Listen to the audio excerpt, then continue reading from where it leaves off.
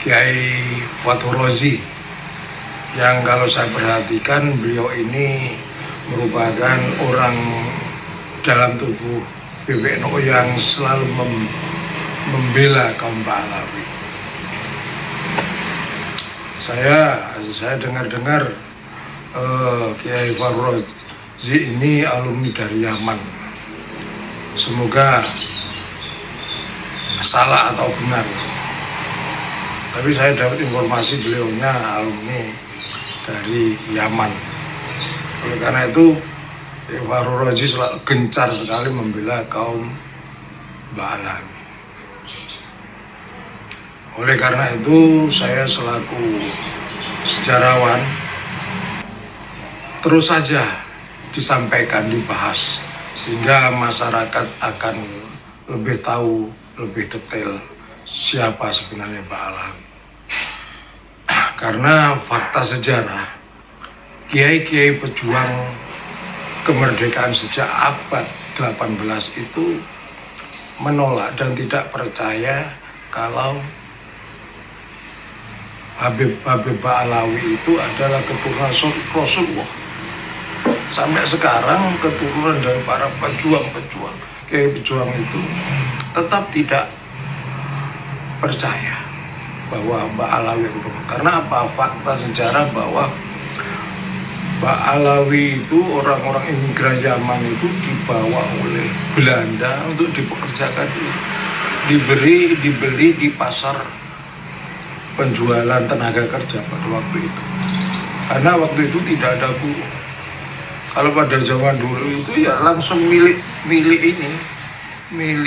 Belanda. Kemudian Haji Usman bin Yahya itu kan antek Belanda yang memfatwakan bahwa kalau jihad melawan Belanda ini hukumnya haram. Orang-orang kiai-kiai wajib diperangi. Sudah banyak sebenarnya yang terbunuh para kiai-kiai waktu pemberontakan di Pandeglang, Banten itu. Nah, ini yang harus dipikirkan dari Kiai Fathur Razi. Setelah meninggalnya Habib Usman bin Yahya tahun 1921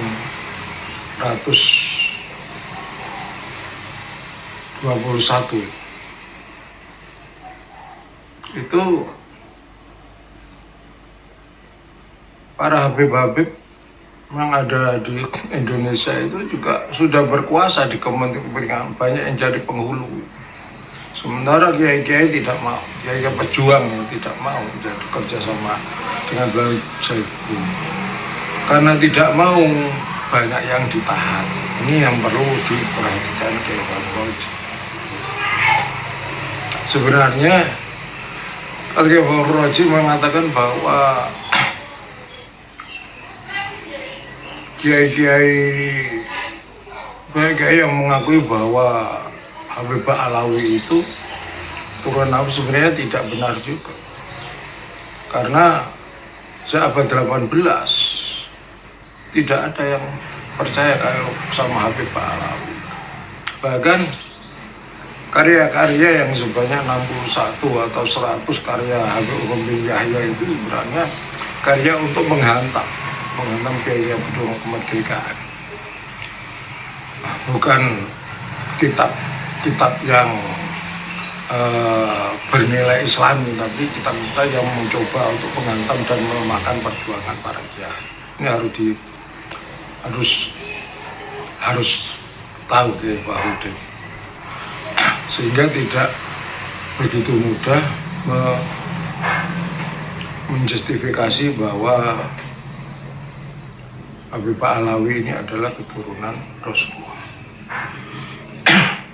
Saya juga pada Rois Am Kiai Tahul Ahyar, kalau ceramah-ceramah yang lain saya takdim, saya percaya. Tapi kalau ceramahnya tentang Pahlawi datang ke Indonesia ini merupakan suatu orang yang punya jasa besar terhadap umat Islam, karena dari Ba'alawi inilah umat Islam mengenal agama Islam. Nah, yang ini, pendapat ini saya tidak taklid, menolak saya pendapat. Karena apa?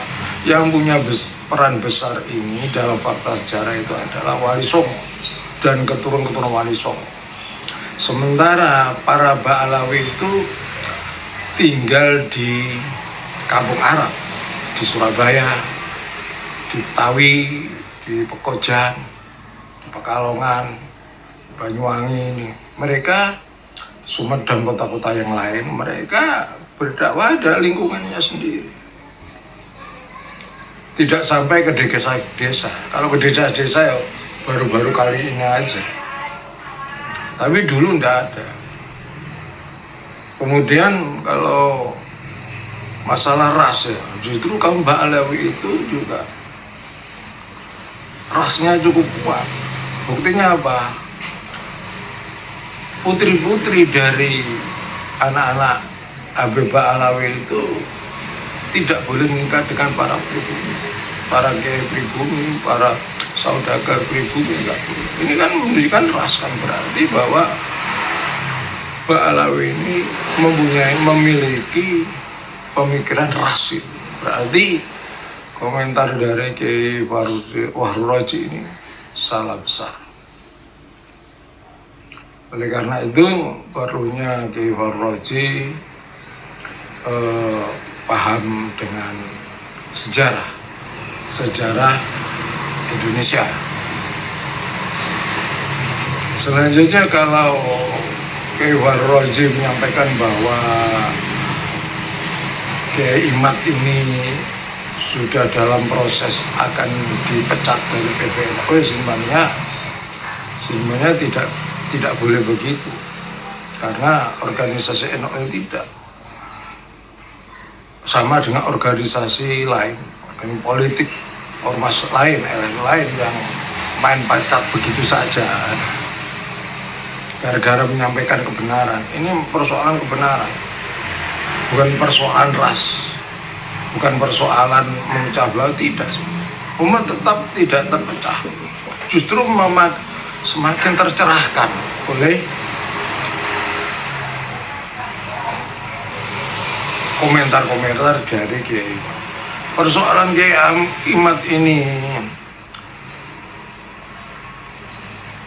berpidato dari panggung ke panggung di kampung-kampung ya tidak masalah, karena biar orang kampung mengerti siapa sebenarnya Habib Ba'alawi itu, yang ternyata bukan keturunan Solo tapi keturunan dari Yahudi Ashkenazi.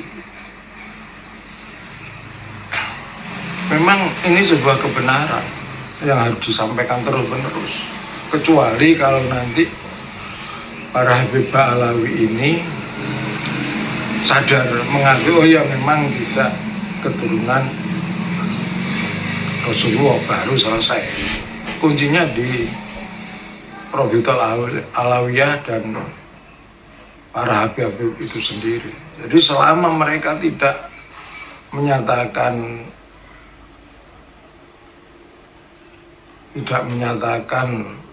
bukan keturunan Rasulullah, tetap diskusi bahas nahu ini akan berlangsung. Selanjutnya Kiai Wahru Roji menyatakan bahwa dirinya adalah keturunan Sunan Giri, ya, dengan bangga. Ya, saya kira ya bagus itu. Cuma perlu diingat bahwa ayah Sunan Giri itu adalah Syekh Maulana Ishak. Sementara ibunya adalah putri dari Menak Sembunyu, Raja Belambangan Banyuwangi sana. Menak Sembunyu ini adalah orang bukan beragama Islam, mereka adalah penganut Siwa Buddha. Ya, perlu diketahui bahwa Syekh Maulana Ishak di Banyuwangi itu juga mau dibunuh setelah menyembuhkan putri dari Minak Sembuyu yang melahirkan Raden Ainul Yakin, Raden Paku, melahirkan diri. Nah, kalau ini diterima oleh Kiai Fahru Raji, saya kira bagus, fakta yang ada. Jadi tidak perlu malu kalau kakek dari Sunan Giri ini adalah seorang yang bukan beragama Islam, tapi seorang raja yang beragama Siwa Buddha. Karena pada zaman Mojopahit itu agama Mojopahit itu adalah Siwa Buddha, bukan Hindu, bukan Buddha, tapi Siwa Buddha.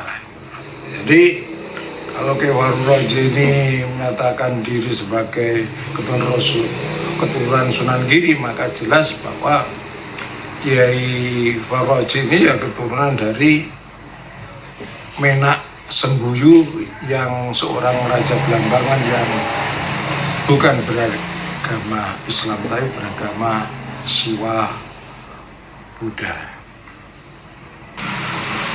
Dalam perkembangan diskusi nasab di YouTube ini hingga saat ini terus mengalir. Meskipun Kiai Fahru Raji, salah satu ketua PBNU di bidang keamanan, menyatakan jangan mengajak-ngajak NU untuk terlibat dalam perdebatan nasab ini. Itu bagus. Cuma faktanya Kiai Fahru Raji dalam debat dengan Kiai Imad itu masih menyampaikan bahwa dirinya adalah aktif di NU sudah 29 tahun. Ini kan sama dengan juga mencatat nama NU. Kemudian dirinya juga menyampaikan bahwa dia adalah salah satu ketua bidang keagamaan yang membawa beberapa lembaga.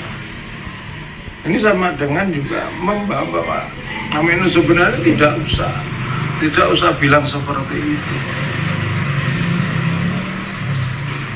Atas nama pribadi saja, ini kan sama dengan bahwa apa yang disampaikan Kiai Fahru Raji ini ya tidak sesuai dengan omongan. Kalau memang tidak boleh mencatat NU, nama NU, ya sudah, tidak usah bilang bahwa dirinya aktif selama 29 tahun. Dirinya salah satu ketua bidang keagamaan, tidak usah.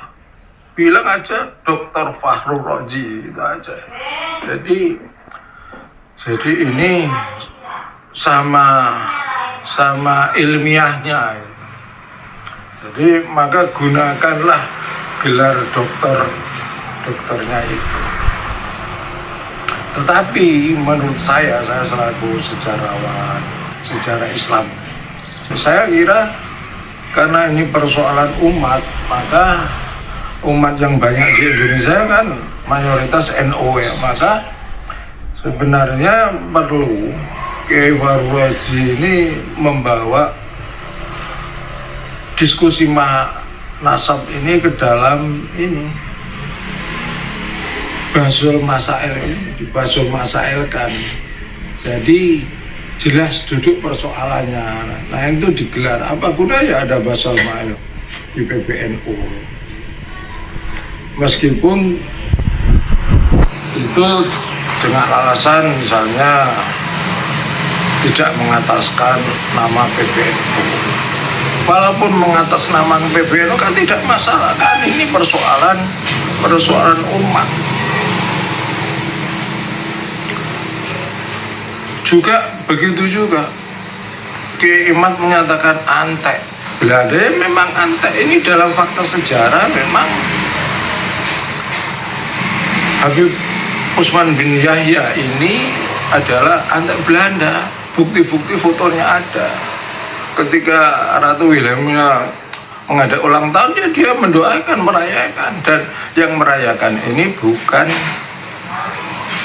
Habib Usman bin Yahya, tapi hampir semua imigran zaman itu merayakan karena mereka merasa berhutang budi dan bersyukur karena bisa hidup enak di tanah Jawa ini, Indonesia. Kan kita perlu tahu bahwa bukti-bukti bahwa kehidupan orang-orang imigran Yaman itu yang awalnya tidak punya apa-apa, punya apa-apa, rumahnya tingkat. Zaman dulu bisa di Surabaya banyak rumah-rumah tingkat. Jadi orang-orang Palai mereka menempati tanah-tanah yang dulu merupakan wilayah tanah dari Sunan Ampel.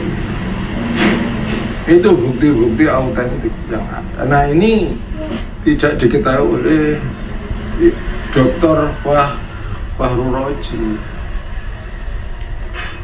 Jadi tidak melebar ya. Kalau antek fakta sejarah memang antek. Habib Usman bin Awad. Jadi kalau bilang soal antek Belanda memang dalam koridor fakta sejarah ya dibenarkan dan ini ilmiah. Oleh karena itu Dr. Fahru Roji ini harus mempelajari dulu tentang sejarah kedatangan imigran Yaman. Dan kalau memang disebut imigran Yaman, ya fakta sejarahnya memang imigran, bukan migrasi. Bukan emigrasi, bukan migrasi, tapi imigran Yaman. Memang faktanya begitu dalam sejarah ini, tidak dibuat-buat.